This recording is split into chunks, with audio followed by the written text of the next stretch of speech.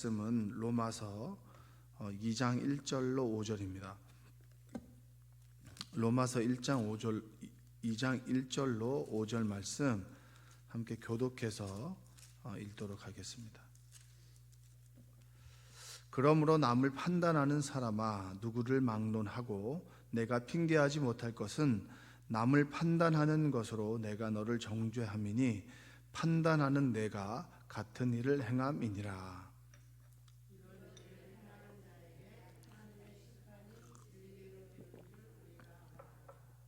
이런 일을 행하는 자를 판단하고도 같은 일을 행하는 사람아, 내가 하나님의 심판을 피할 줄로 생각하느냐?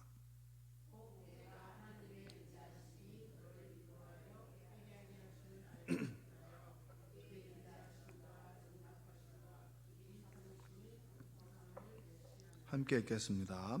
다만 내 고집과 회개하지 아니한 마음을 따라 진노의 날 곧 하나님의 의로우신 심판이 나타나는 그날에 임할 진노를 내게 쌓는도다. 아멘.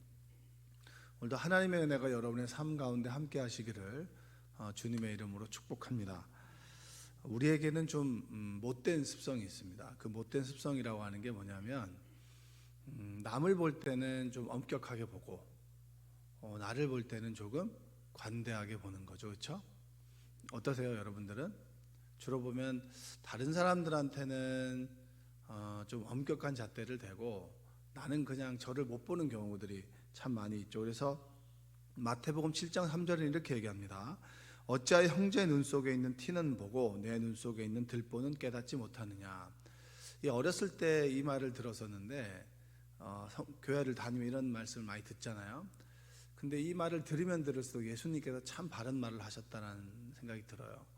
그러니까 내 눈 속에 있는 대들보는 못 보고 다른 사람에 있는 작은 티는 제가 보게 되는 거죠. 어떤 사람이 저는 습관이라든가 잘못된 습관이 있으면 그 습관에 대해서 늘 지적을 하는데 그 잣대로 나를 보지는 못한다라고 하는 거예요. 근데 이게 교회를 다니면 다닐수록 더 강해지는 거예요. 왜냐하면 진리의 말씀 우리가 듣잖아요.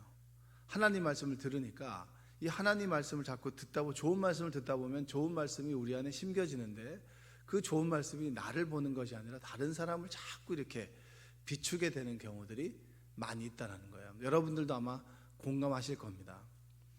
오늘 좋은 말씀을 들었지, 당신이 그렇게 하면 안 돼, 목사님이 이렇게 말씀하시더라, 당신이 이렇게 얘기하면 안 돼, 이렇게 얘기하지, 그 말씀을 자꾸 나에게 적용하고 자꾸 나를 돌아보는 사람은 성장하는데 자꾸 다른 사람을 비추는 사람은 싸움을 만들더라는 거예요. 교회에서 보면 이 도덕과 윤리적으로 높은 잣대를 가지고 살아가는 사람들이 많아요. 그래서 그분들이 하는 얘기는 대부분 정죄와 비판입니다. 정죄와 비판. 이 정죄와 비판하는 사람들과 가까이 있으면 굉장히 피곤해져요.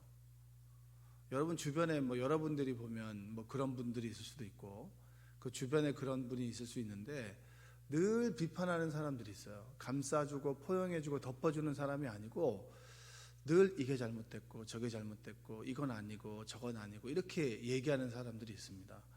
그러면 굉장히 피곤합니다. 그런 사람들은 좀 멀리 하는 게 좋죠. 그래서 대부분 그런 사람들과 있으면 저는 좀 빨리 얘기를 끊는 편이에요. 끊고 아니면 굉장히 피곤하거든요. 근데 긍정적이고 포용하고 덮어주는 사람들과 이야기하다 보면 힘이 나는데 늘 비판하는 사람들하고 있다 보면은 그게 별로 저는 힘이 나지 않아요. 제 친구들 중에서도 보면은 늘 한숨 쉬는 사람이 있어요. 한숨 쉬고 아주 분석을 잘하는, 우리의 삶을 분석하고 그리고 비판을 잘하는 사람이 있는데 난 너한테 늘 제가 얘기하는 건 너는 늘 부정적이다. 부정적이면 안 된다고.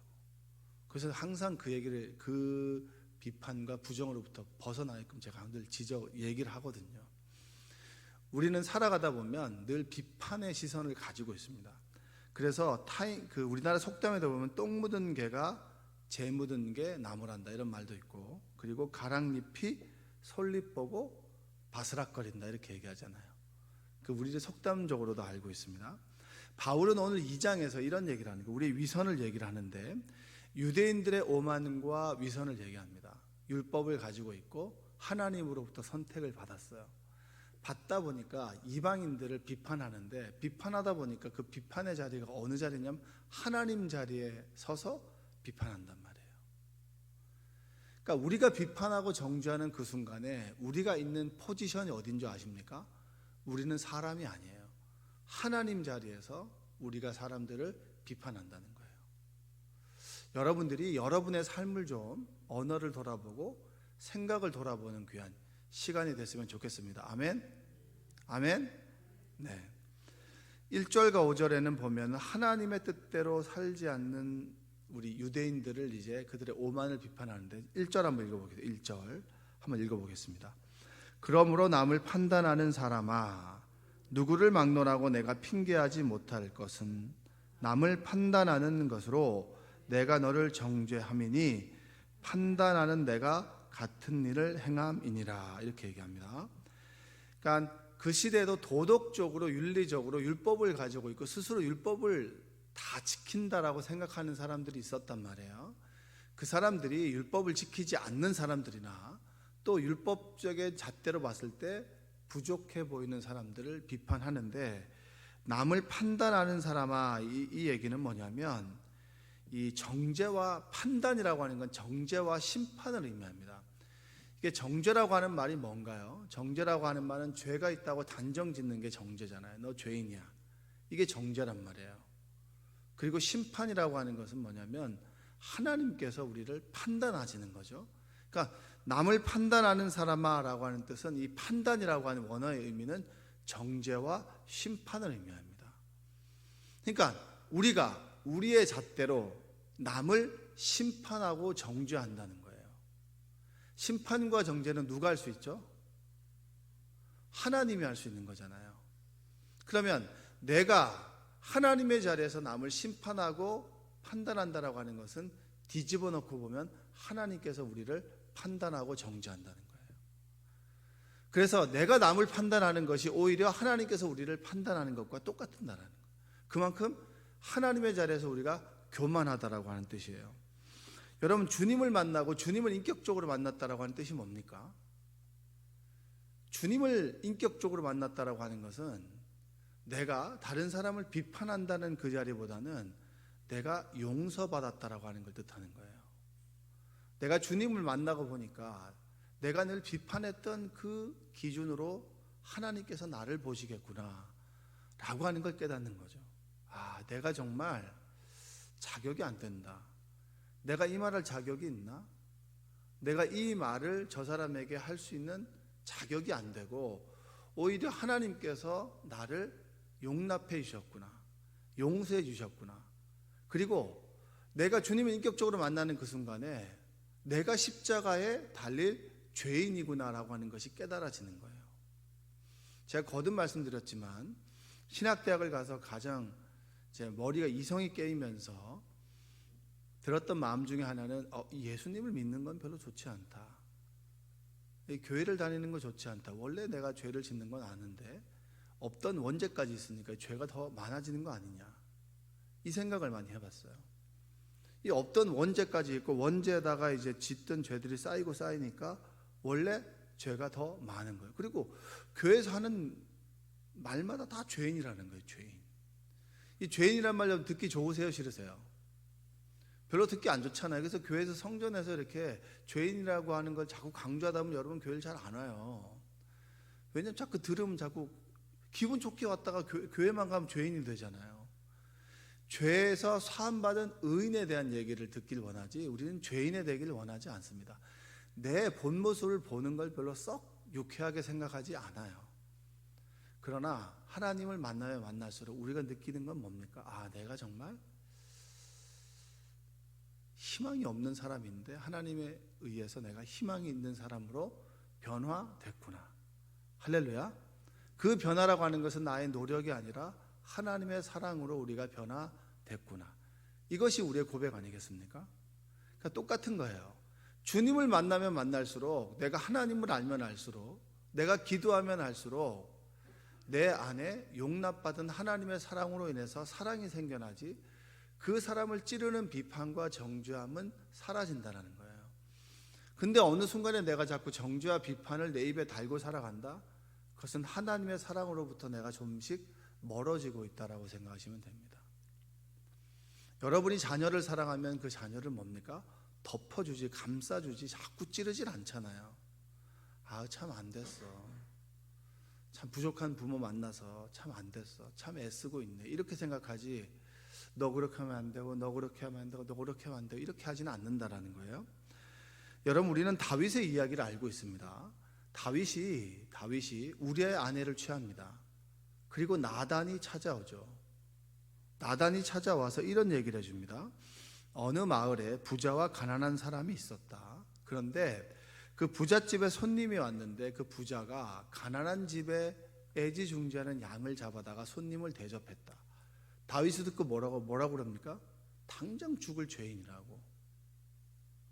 그런데 나단이 뭐라고 얘기하죠? 특히 당신이라고.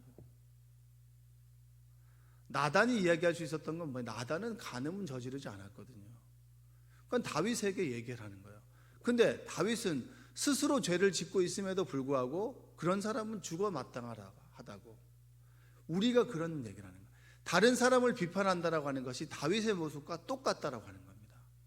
나는 그 죄를 짓고 있음에도 불구하고 나는 없는 것처럼 다른 사람들을 비판하는 거예요. 그래서 사랑이 많은 사람들은 그래요. 나도 잘 넘어져. 나도 그렇게 때로 늘 그런 죄를 짓지. 함께 해보자라고 얘기하지. 너 그러면 안 돼. 너 그 죄야. 목사님이 그러면 되냐고. 장로님이 그러면 되냐고. 소위 진보라고 하고 보수라고 하는 사람들, 남을 비판하고 하는 사람들, 그 사람들의 자리에 서면 똑같은 거예요. 조국 교수 아시죠, 여러분? 조국 교수가 왜 사람들로부터 더 마음이 돌아섰나요? 그는 굉장히 비판하는 사람이었습니다. 비판하는 사람이었고, 그리고 바른 소리를 하는 사람이었어요. 근데 그 잣대로 자신을 보니 그 사람도 다른 사람들과 다르지 않다라는 거예요. 그것 때문에 사람들이 뭡니까? 돌아섰잖아요. 근데 우리가 하는 것도 다르지 않다라는 거죠. 여러분이 비판하지만 그 비판의 잣대를 여러분들을 털어보면요, 여러분도 똑같습니다. 아이고 돈 많은 사람들이 저렇게 산다고. 여러분이 그 자리에 돈을 갖고 서 있으면 여러분도 다르지 않아요. 청문회에 설 때 제가 그 자리에 선다면, 그 위치에 그 자리에 선다면 저도 다를 것 같지 않아요. 왜냐? 그렇게 해야만 그 자리에 올라갈 수 있기 때문입니다. 근데 우리는 그렇지 않은 것이냐? 다른 사람들을 비판한다라는 거예요. 그것을 다윗은 정확하게 얘기하는 거예요. 너도 그 죄를 지으면서 너도 비판하냐? 1절에서 그 얘기를 해주고 있는 거예요. 2절 한번 읽어볼까요? 2절 한번 읽어보겠습니다. 이런 일을 행하는 자에게 하나님의 심판이,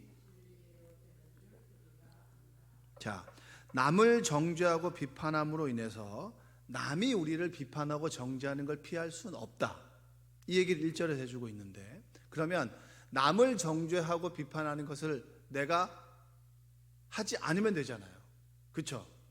우리는 하지 않을 수 있잖아요. 있어요, 없어요? 이제 뒷담화 그만 까면 되잖아요. 그렇죠? 앉아가지고 맨날 똑같은 얘기 하고 한 10분 정도 지나면 남의 얘기 하거든요. 이게 모이면 막 은혜로운 얘기하다가 좀 지나 한 20분 정도 지나고 은혜 충만해서 30분 정도는 자기 얘기할 수 있는데 30분 지나면 남 얘기하거든요. 그럼 이제 집에 가라고, 빨리 집에 가라고, 입으로 죄짓지 말고 빨리 집에 가라고, 이렇게 얘기한단 말이에요, 저는. 근데 30분이 딱 됐을 때 남의 얘기할 때 우리가 안 할 수 있어요. 근데 내가 한 비판과 정죄에 대해서 하나님의 심판은 돌이킬 수 없는 거예요. 나는 다른 사람에 대한 비판과 정죄를 안 할 수 있지만 하나님의 심판은 절대 미룰 수가 없다는 걸 2절에서 얘기하는 거예요. 내가 남을 판단하고 험담하는 것은 언제든지 하지 않을 수 있는데 하나님의 심판은 절대 취소 불가능하다. 이 얘기를 2절에서 해주고 있는 거예요. 자, 너희들 막 비판하지? 근데 너희들 똑같은 죄를 짓고 있잖아. 그래, 그럼 너 죄를 짓고 있으면서 비판 안 할 수 있어. 근데 너희가 비판한 그 죄는 하나님의 심판을 피할 수는 없어. 그만큼 무거운 죄야. 이걸 2절에서 얘기합니다. 3절 한번 볼까요? 3절. 이런 일을 행하는 자를 판단하고도 같은 일을 행하는 사람아, 내가 하나님의 심판을 피할 줄로 생각하느냐? 절대 피할 수 없어. 네가 한 죄에 대해서 하나님의 심판 절대 피할 수 없어. 네가 뭐 한참 죄를 짓다가 죄를 짓지 않지, 죄가 없는 것 같아? 아니야. 넌 절대 하나님의 심판을 받을 수밖에 없어. 그만큼 네가 하는 그 죄로 인해서 하나님의 심판이 무거운 거야. 그리고 당연한 거야 라고 하는 걸 얘기를 하는 겁니다. 자, 우리는 이런 딜레마에 빠질 수 있어요. 그래, 내가 남을 비판하지 않고 내가 하나님의 은혜를 받았어. 그래, 내가 남을 칭찬해주면 사랑해주면 살 거야. 근데 남이 나를 자꾸 비판하는 거야. 그럼 여러분 어떻게 해요? 우리가 시험에 드는 경우는 그거예요. 내가 한참 다른 사람들 죄송합니다, 소위 씹다가 다른 사람이 날 씹는 거예요. 그걸 내가 알게 됐어. 그럼 여러분 어떻게 해요? 마음이 그때 이게 어려워지는 거예요. 마음이 그때 어려워지는 거예요. 자기가 씹은 건 생각 안 하고 이제 안 씹는다는 거죠. 이제 내는 이제 다른 사람 험담 안 하고 좋은 소리 하면서 이제 살아가면서 살기로 결단한 거예요. 그리고 예전에 했던 건 잊어버렸어. 근데 갑자기 다른 사람이 나를 자꾸 뭐라 그래? 그 얘기를 들었어. 그래서 교회 안 나온다는 둥, 뭐 어떻게 누가 그럴 수 있냐는, 이게 자꾸 반복되는 거 아니겠습니까? 그런 경우는 여러분 그렇게 생각하셔야죠. 여러분의 원래 했던 죄를 생각하셔야죠. 그래, 나도 옛날에 그랬었지, 그걸 받는가 보다 라고 생각하기도 하고, 또 좀 성숙하게 생각한다면 그래, 사람이 원래 그렇지, 뭐 보고 싶은 대로만 보고 하고 싶은 대로 하는 거지, 그래 하나님 아시겠지 라고 넘어가 주는 게 성숙한 사람들이에요. 그걸 가지고 가서 따지고 뭐 해봤자 그 사람이 알아요, 몰라요? 절대 모릅니다. 자기 옳은 것만 주장하지 절대 자신의 잘못을 받아들이지는 않아요. 어떤 사람이 나에게 잘못을 했습니다. 저 사람의 사과를 받아야지만 내가 마음이 풀어질 것 같아요? 그렇지 않아요. 그 사람에게 사과를 받지 않아도 풀어집니다. 근데 내가 억울해서 그렇죠. 여러분들이 내가 남을 비판하고 정죄하고 흠집을 내던 삶에서 돌아서서 그래, 내가 저 사람을 사랑하고 싶다, 성숙한 그리스도인으로 바뀌어서 살아가는 어느 길에 누가 나를 내가 예전에 했던 것처럼 비판하고 씹는다면, 아, 나도 그랬었지. 그리고 사람은 다 그래. 넓게 이해해주는 마음이 여러분에게 있기를 주님의 이름으로 축복합니다. 여러분, 교회에 이런 일 엄청 많아요. 왜 저 사람이 나를 저렇게 씹고 다니냐고, 내가 뭔 잘못했냐고. 그럴 때는 여러분 조용히 하나님 앞에서 내 과거를 돌아보고, 하나님, 제가 예전에 그랬었죠. 저 모습이 제 모습입니다. 제가 저 모습이 되지 않도록 주님 도와 주옵소서. 그래서 욕을 먹거든 행복합니다라고 얘기할 수 있는 거예요. 왜냐?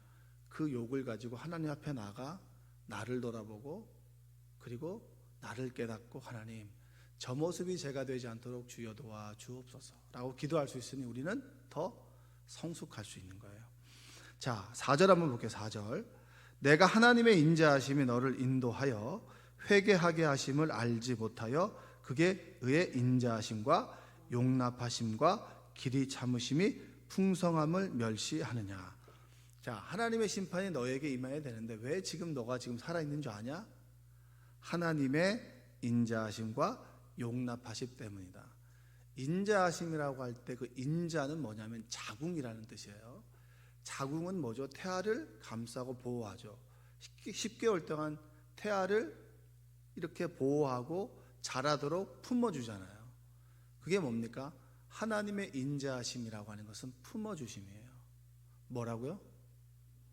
품어주심. 누가 여러분들을 용납하고 품어줬기 때문에 여러분 여기 있는 거예요. 왜 여러분들이 그렇게 죄를 짓고, 여러분이나 저나 죄를 짓고 남을 갖다 이렇게 씹는데도 잘 살아가는 줄 아세요? 하나님의 보호하심이고 용납하심이에요. 인자하심이죠. 인자하심. 인자하심이 품어주는 거죠. 그럼 여기 용납하심이라고 하는 게 뭡니까? 용납하심과 길이 참으시는 게 같은 거예요. 용납하심은 기다려주는 거예요. 여러분의 죄 가운데 한번 탁 쳐가지고 그냥 화로 치듯이 그냥 탁 쳐가지고 그냥 목을 탁 쳐가지고 날아가야 되는데, 우리는 하나님께서 우리를 보호하시고 품어주시고 기다려주시기 때문에 우리가 지금 잘 살아가고 있는 거예요. 죄를 짓고 여러분 하나님을 모르는 사람들이 왜 이렇게 잘 사는지 아십니까? 하나님께서 보편적인 사랑으로 그냥 품어주시고 그가 하나님께로 돌아오도록 기다려주시기 때문에 잘 살아가는 거예요. 근데 우리는 뭐라고 생각하죠? 왜 저 사람은 하나님을 믿지도 않는데 잘 삽니까? 라고 하나님께 불평과 불만을 하죠. 하나님의 마음 모르고, 야 내가 단칼로 내 칼을 들고 서 있는데 100일을 기다리고 있는데 네가 나한테 그 말을 해. 그 말과 똑같은 거예요. 하나님의 즉각적인 심판이 임함에도 불구하고 우리는 그걸 모른다는 거예요. 하나님의 인자하심과 용납하심이 나를 기다려주고 있다. 5절 한번 읽어볼까요? 5절 다만 내 고집과 회개하지 아니한 마음을 따라 진노의 날 곧 하나님의 의로우신 심판이 나타나신 그날에 임할 진노를 내게 쌓는도다. 그것도 모르고 고집스럽게 자기 뜻대로 살아가는 사람들 뭐죠? 하나님의 진노를 쌓아가는 사람들이다. 이렇게 얘기합니다.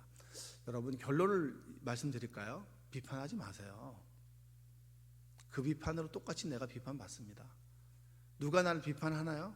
그러면 대놓고 욕하지 마세요. 내가 어떻게 살았나를 돌아보십시오. 그러면 되는 거예요. 누가 나를 씹어요? 내가 얼마나 씹었는지를 돌아보세요. 하나님께 회개하시면 됩니다. 씹는 사람에게 대들고 싸우지 마십시오. 나도 그만큼 씹어왔어요. 그 얘기를 해주고 있는 거예요. 하나님께서 왜 그 소리를 들리게 하겠습니까? 뒤에서 하는 소리는 잘 안 들리는데 왜 우리에게 들리게 할까요? 너 그렇게 살았잖아. 네 모습 좀 돌아보라는 거예요. 그 모습 속에 내 모습이 있고 나도 언제든지 저렇게 될 수 있으니 저 사람이 비판하는 혀를 보면서 내 혀를 돌아보라는 거예요. 그리고 네 혀가 있던 자리가 하나님의 자리였고 심판의 자리에 있음에도 불구하고 하나님의 인자하심과 용납하심으로 너를 품어주고 기다려줬기 때문에 네가 아직 여기 있는 거야. 이 얘기가 바울의 얘기입니다. 여러분 우리의 입술을 좀 한번 돌아보는 한 해가 하루가 되시기를 주님의 이름으로 축복합니다. 다른 사람이 날 비판하나요? 그 사람과 싸우기보다는 그 사람을 통하여 나의 모습을 돌아보고 그 억울한 마음과 아픈 마음을 가지고 하나님께 나와서 토로하고 하나님 저도 이런 모습이었죠.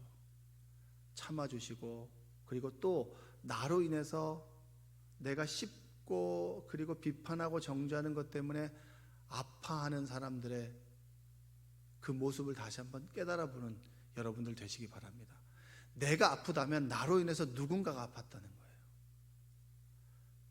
그를 위해서 기도해주고 회개하고 하나님의 사랑을 깨닫는 여러분 되시기를 주님의 이름으로 축복합니다. 네, 기도하겠습니다. 사랑과 은혜가 풍성하신 아버지 하나님 감사합니다. 정죄와 비판이 늘 우리 안에 있습니다. 내가 남을 비판하고 정죄하는 모습에서 또한 남이 나를 비판하고 정죄하진 않는가. 그 소리를 들으면 속도 상하고 마음도 아프고 나는 그렇지 않은 것 같은데 왜 저 사람은 저럴까라고 속상해할 때가 참 많았습니다. 그러나 그 말이 나를 돌아보는 그런 끈이 되게 하여 주시옵소서. 나도 예전에 그래 왔고 무심코 했던 말로 다른 사람에게 상처 주지 않았는지 돌아보게 하여 주시고 내가 비판하고 정죄하는 것이 얼마나 교만한 것인지를 깨달으며 하나님의 인자하심과 용납하심으로 길이 참으심으로 우리를 기다려 주셨다라고 하는 하나님의 사랑을 깨닫게 하여 주시옵소서. 오늘 하루 말로 죄짓지 않도록 하시고 비판하지 않고 정죄하지 않고 품어주고 사랑하고 허물을 덮어주는 믿음의 사람으로 살아가도록 도와주옵소서. 예수님의 이름으로 기도합니다. 아멘.